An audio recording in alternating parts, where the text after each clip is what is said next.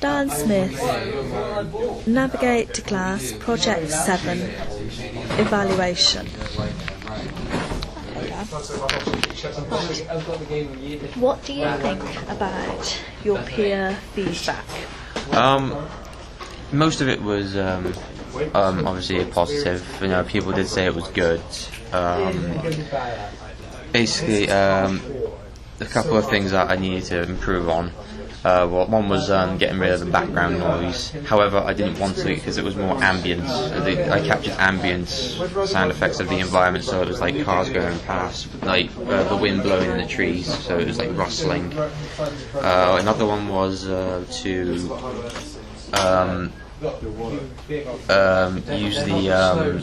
use a tripod to make sure that the camera was steady. However, it was a first-person kind of view thing, so it was meant to shake, and it was to like capture. It will basically mimic the like a first person's like a person's view. Yeah. Okay. What do you think were the strengths of the projection? The strengths were probably filming, you know, getting all the shots in. However, so there wasn't very much. I didn't think there was much strength about this one, because I think I did struggle a bit. There was the editing in Flash was kind of like a nightmare, but. Why was that? Because Flash was known to like crash and go slow, and it was just annoying to like wait for it to respond, and then so it was like really annoying just to work with. What do you think were the weaknesses of the projection? I'd say the editing. The editing, and coding especially, because what you have to do in Flash is actually code to make it respond the way you want it to, and I had to get people to help me because I did not understand a word of code. But yeah, so I mean, that was weakness on your knowledge. Yeah, knowledge of code was, you know, it was not good. It was there was some stuff that I did understand. I mean, obviously I was told what this meant. However, it was just like so much information being brought in, so you just kind of forgot stuff, and you just need to, you know. Did you follow the planning materials that you created? For my research, I used a game, Fallout 3, as a bit of research. Basically, what I did was I also had like a first-person like view, and I wanted to like capture the same kind of thing, first-person view. I also I also had like buttons on the side, I think, but I didn't think I managed to fit them in because of the time I had. So did you sort of like plan out what you were going to do at what time? Yeah. Oh. Yeah. I mean, I had storyboards to show what it would look like, what I wanted it to look like anyway. So you knew what you were going to achieve, but did you plan out the time frame in which you were going to do every part of what you were going to? I don't think I did, because to be honest, I knew what I was doing.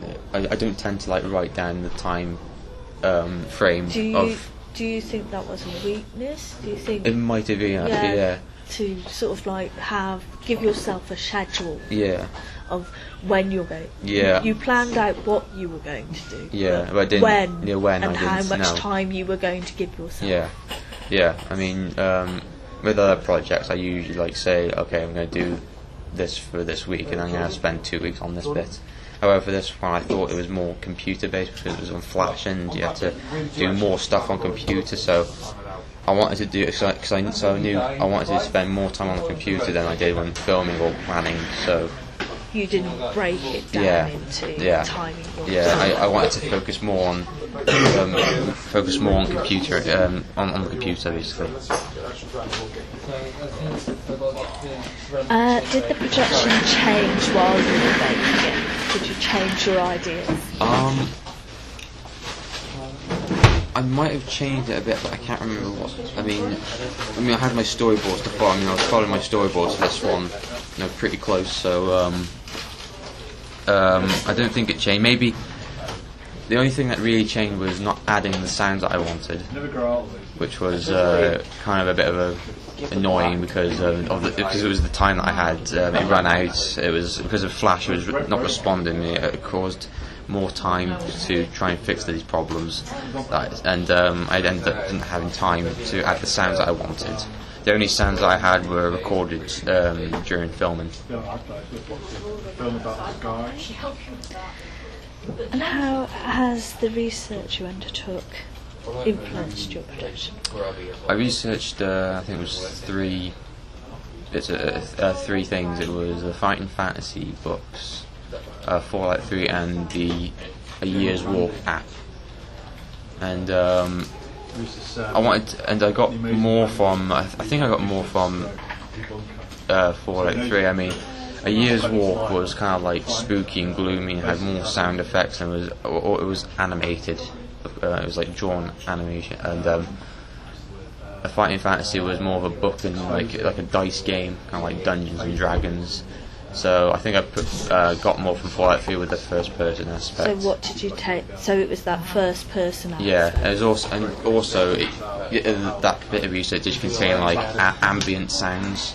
So it could either be anything that's associated with the environment. It could have been animals making noise. It could have been cars making noise. So did you take on the interactivity from there? Yes. Basically, what I did was I created buttons, and basically, if you clicked it, it would follow. It would change to another video clip that followed that direction. So I filmed I filmed everything. Yeah. Basically, go around the shows, showing everyone how to visit. And how does your production compare to the professional exam? This, I don't think it was that good, to be fair. It wasn't very. I mean, professional, like making it. It was. I mean, I thought it was professional, but no, the outcome of it, I didn't think it was because mine wasn't finished. So mine wasn't entirely finished. So what elements? Let's compare the elements that you're comparing, that you're using from those. So you're talking about the ambience, the sound. How does your sound compare to the professional ones that you're looking at? Obviously, the ambient sounds are like, I mean, they're general, they're not sound effects. I mean, some, especially for the Fallout 3 one, they're probably sound effects that have been added, that have been recorded and like edited. However, my sounds have been, they've been recorded raw. I mean, these are like actual sounds that haven't been tampered with or edited in any way. So. Yeah. You don't think yours were quite edited? No, as much the sound wasn't edited at all. And as a professional example, you may get sound effects that have been edited and have been, tampered with. So. Great. And what did you learn through this project? What skills? What things? I might have learnt something in Flash, but I wouldn't take a lot from it. So I wouldn't take a lot from learning code in Flash was a nightmare. I couldn't understand of it. I probably learned how to create the interactivity in Flash. That's probably the only bit I really did. Also, I learned to always create a time frame of what you're going to do to keep. Does that again keep up with that's the role that you were looking at? Yeah. Within that is, can you identify that that's a skill? Yeah. Basically, yeah. Obviously, don't